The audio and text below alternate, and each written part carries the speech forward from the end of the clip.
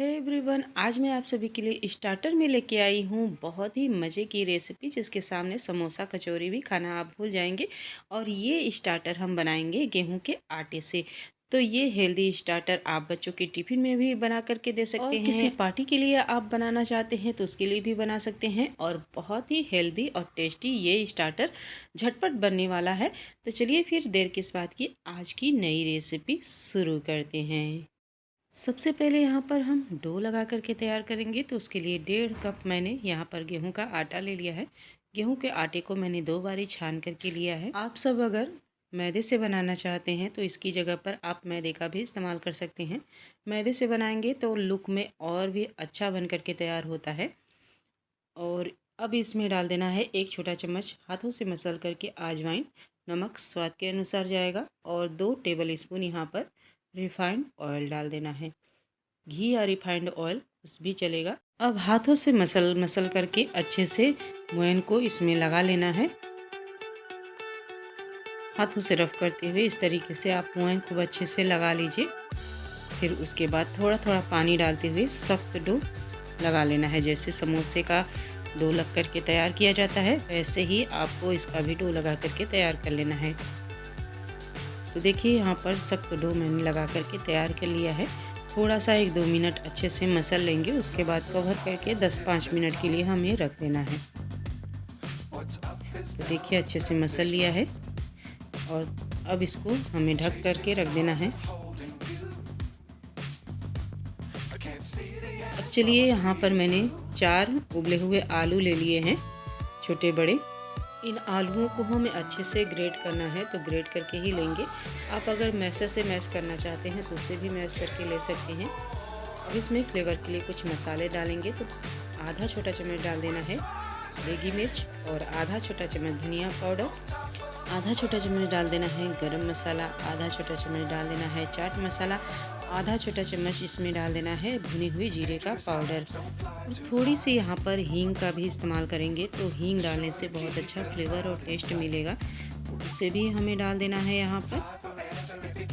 अब इसमें एक और मसाला हम डालेंगे जिससे बहुत ही स्वादिष्ट बनेगा, वो है यहाँ पर पाव भाजी मसाला। पाव भाजी मसाला डालना यहाँ पर ऑप्शनल है, बहुत ही अच्छा टेस्ट और फ्लेवर मिलेगा। अब इसमें स्वाद के अनुसार नमक डाल देना है। हमने पहले भी डो में भी नमक डाला है तो उसी अनुसार यहाँ पर नमक डालना है। अब इसमें आप चाहे बाइंडिंग के लिए कॉर्नफ्लोर का भी इस्तेमाल कर सकते हैं या फिर चावल के आटे का भी इस्तेमाल कर सकते हैं या फिर अरारोट भी इस्तेमाल कर सकते हैं। तो मेरे पास चावल का आटा था तो वही मैंने 2 बड़ा चम्मच डाल दिया है इसमें। और अच्छे से सभी चीज़ों को हमें मिक्स कर लेना है। तो यहाँ पर ये मटेरियल मिक्स हो गया है। चलिए अब डो को देख लेते हैं। तो इसको एक बारी 1-2 मिनट के लिए मसल लेते हैं, चिकना कर लेना है अच्छे से मसल करके। और 2 भागों में यहाँ पर मैं डिवाइड कर लूँगी। अगर आप छोटे छोटे बनाना चाहते हैं तो इसे आप 4 भागों में डिवाइड कर सकते हैं। मैं बड़े बड़े सिर्फ 2 ही रोटी यहाँ पर बना करके तैयार करूँगी। 2 लोई मैंने तोड़ लिया है और इसे मैं अच्छे से चिकना कर लूँगी हाथों से, और 2 लोई यहाँ पर बना लूँगी। 2 लोई मेरी बन करके तैयार हो गई है। अब चलिए किचन स्लैब पर बड़ी सी रोटी बेल करके तैयार कर लेते हैं। उससे पहले मैंने किचन स्लैब को अच्छे से साफ़ कर लिया है, पोंछ लिया है। अब सूखा मैदा या आटा लगाते हुए इसे अच्छे से बेल करके तैयार करना है। तो एक बड़ी सी रोटी मैं बेल करके आप सभी को दिखा दे रही हूँ। तो सूखा आटा लगाते हुए बेलन को चलाते हुए इस तरीके से आप बेल करके तैयार कर लीजिए।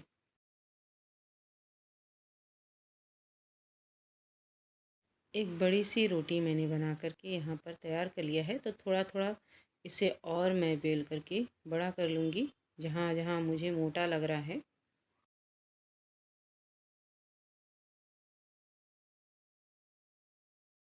कुछ इस तरीके से देखिए, इतना मोटा मैंने बेल करके तैयार कर लिया है। अब इसे साइड में रख देती हूँ और जो एक लोई और बाकी है उसे भी इसी तरीके से इतना ही बड़ा बेल करके हमें तैयार कर लेना है। तो देखिए दोनों सीट मेरी बन करके तैयार हो गई है। अब यहाँ पर जो आलू वाला मिक्सचर हमने तैयार किया है उसे हमें इसके ऊपर स्प्रेड करना है, अच्छे से लगा देना है, चारों तरफ से इक्वली फैला देंगे। और फैलाने के बाद जो दूसरी रोटी हमने बना करके तैयार किया है, इसके ऊपर ओवरलैप करते हुए चिपका देना है किनारों से। और थोड़ा सा चिपकाने के बाद बेलन से सूखा आटा लगाते हुए थोड़ा सा इसे चिकना कर लेना है ऊपर से। तो इस तरीके से बेलन से आप चिकना कर लीजिए। अब आती है बारी इसको काटने की। किनारों को मैं निकाल दूंगी ताकि हमें एक साइज का पीस मिल सके। इसके लिए आप किनारों को थोड़ा थोड़ा हटा दीजिए और इस तरीके से आप कट कर लीजिए। तो इधर से भी मैं किनारों को थोड़ा थोड़ा निकाल दूंगी और चौकोर शेप में इस तरीके से काट लेना है। आप चाहे तो इस स्टार्टर को ट्रायंगल शेप में भी काट करके बना सकते हैं अपने चॉइस के अनुसार। और अब एक एक पीस को हमें लेना है और कुछ इस तरीके से देखिए चिपका करके तैयार कर लेना है। तो ये देखिए इस तरीके से चिपका देना है, एक के ऊपर ओवरलैप करते हुए चिपका देना है। अच्छे से चिपकाना है ताकि ये तेल में जा कर के फ्राई करने पर खुले नहीं। तो इस तरीके का आप चाहे तो डिज़ाइन दे सकते हैं नए तरीके से, या फिर इसी तरीके से आप सिंपल तरीके से भी फ्राई कर सकते हैं। तो इसी तरीके से मैं सभी को बना लूँगी।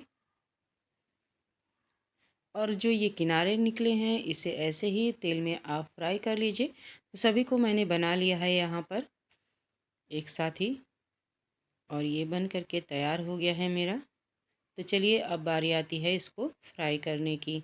चलिए फिर चलते हैं इसके फाइनल प्रोसेस पर। तो गैस पर यहाँ पर मैंने तेल रख दिया है गरम होने के लिए, और इस तरीके से लो टू मीडियम फ्लेम पर हमें तेल को गरम करके लेना है। तो पहले बैच में जितना आया है मैंने उतना ही डाला है। अब समोसे कचौरी को जैसे आप फ्राई करते हैं वैसे ही इसको भी फ्राई करना है लो टू मीडियम फ्लेम पर, और उलटते पलटते हुए अच्छे से इसको फ्राई कर लीजिए। ये स्टार्टर बहुत ही क्रिस्पी बन करके तैयार होता है और खाने में ये स्वादिष्ट तो होता ही है। तो आप चाहें तो बच्चों के टिफ़िन के लिए भी इसको बना सकते हैं या ब्रेकफास्ट में भी बना सकते हैं, और हल्की फुल्की भूख लगी हो तो उसके लिए भी बना करके तैयार कर सकते हैं। गेहूं के आटे से बना है तो हेल्दी तो ये है ही। अगर आपको सुबह के लिए या फिर पार्टी के लिए बना करके तैयार करना है तो एक दिन पहले ही इसको बना करके फ्रीजर में स्टोर करके रख दीजिए, और जब आपको सर्व करना हो तब इसे तुरंत फ्राई कर लीजिए, गर्मा गर्म सर्व कर लीजिए। तो लीजिए मेरा ये नए तरीके का समोसा बन कर के तैयार है। तो ये नाश्ता बनाना तो बनता है, तो आप भी इस तरीके से बनाइए और बच्चों को और पूरी फिर फैमिली को मिलूंगी खुश कर आप सभी दीजिए। से नई रेसिपी में, तब तक के लिए बाय।